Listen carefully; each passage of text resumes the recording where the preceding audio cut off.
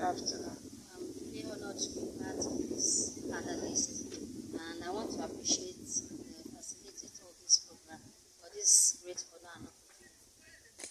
Now, moving to your question, one of the mindsets that I think is that limits educator from doing more or trying to expand is they're having this mind, because you cannot do more or you can't expand if you don't add to your value.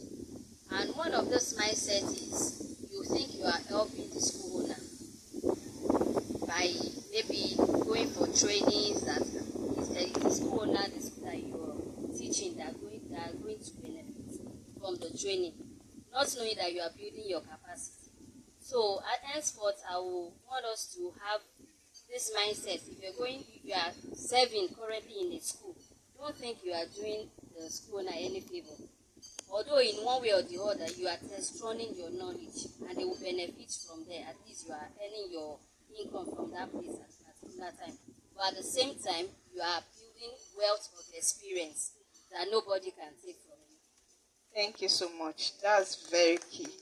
Yes, educators, we think there was a day I went out for a training and one school owner was speaking with me. He said, that this training, one of the teachers supposed to attend that training, that all of them were giving excuses why they don't want to attend. This is a paid training, so it can be that bad.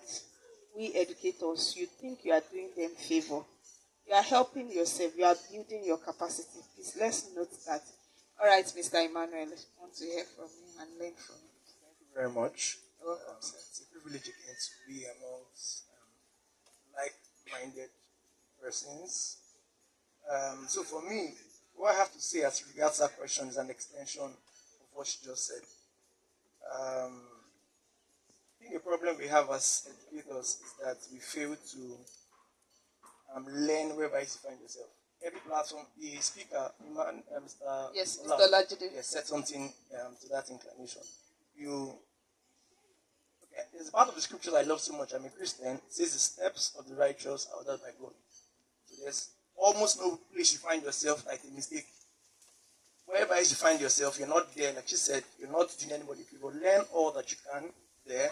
Because trust me, in a few months, might be years from that time, all of the lessons learned, you might have to deploy them later in the future. So as educators, whatever platform you're at, whatever position or role you're in the schools, it's really something to learn all that you can, because you will not be there for you.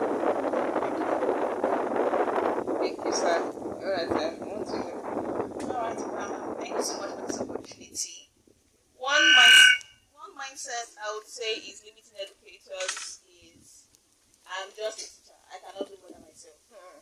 Or some of them that will say, for some of us, because we are all teachers here, will say this is how I was taught. So this is how I will teach them as well. Somehow we are passing the same trauma that we went through with children. And that is very limiting because the world is progressing every day. When Saturday spoke, he said something about the school curriculum. I was in a training last week and part of the Nigerian curriculum was shared. And that was a very big eye-opener to me. So that's a training for parents. And in that curriculum, I saw that even in Nigeria, any child below 5 is not supposed to be writing exams. Any child below 5. This is our Nigerian curriculum. But there are many schools, many teachers that don't know this. We keep stressing children even from kindergarten, from daycare, to write exams because that is how we were taught. Or we just believe we're just teachers. I cannot do more than myself. I cannot come and keep myself now. That is very limiting because we are passing traumas to these children. Thank you so much, Ma. I believe we are getting that and we are learning. All right, so number 2 question. Let us start from Ms. Gift this time. Why do you think many teachers, thank God you have been in the classroom while I was reading your profile. Why do you think many teachers still believe they cannot earn more or grow beyond the classroom? Okay, I don't know who mentioned that. Okay, I think you're the one that mentioned that if teachers are not careful, that will be lazy. Well, I want to counter that. Teachers are already very lazy. So that is actually one reason many teachers believe they cannot earn more. You said that your income is according to the value that you offer. Now, The school cannot pay you more than what they pay. It is you that has to find other ways of income.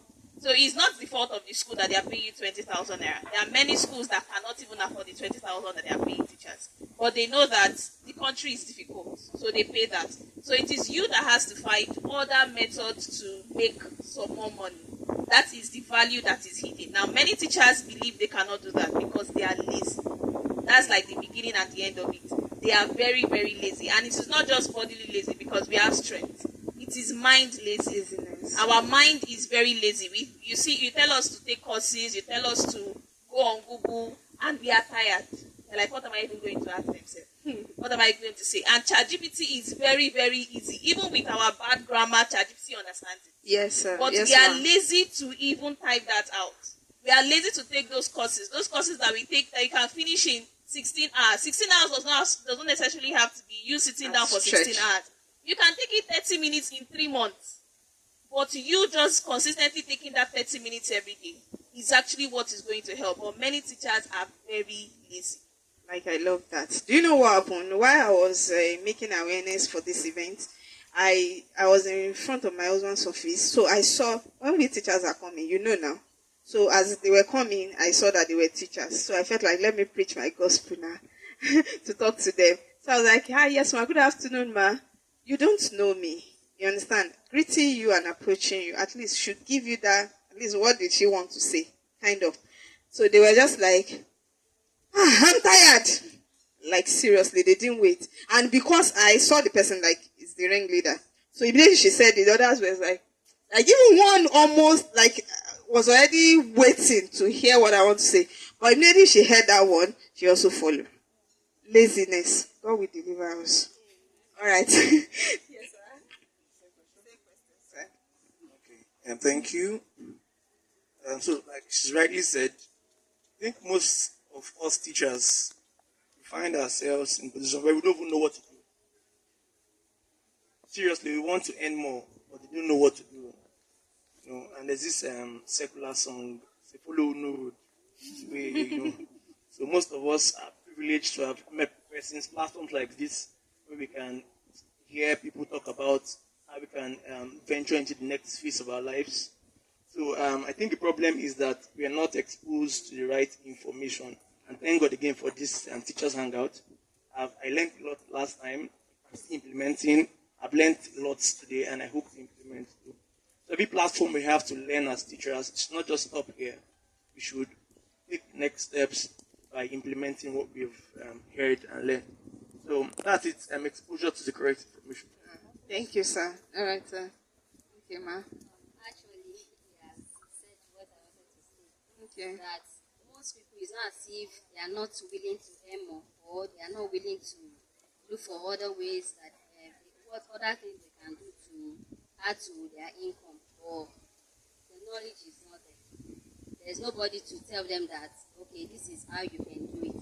And some people, they are sitting on gold mines. I added to my post when I was marketing for Dream Again that most teachers are sitting on gold mine even while in the classroom and you don't even know it because there's nobody to open your eye to it. That then I think teachers, they don't try to, thank God for an hangout like this, we don't mix with ourselves. We are as if alone with the hand like that. I'm an highlight of knowledge. I can do things by myself. So that kind of thing limits teachers from looking for other ways to make it. All right. Thank you so much. Mr. Emmanuel, I want you to answer this question. Have you ever had a limiting belief that held you back? And what changed you?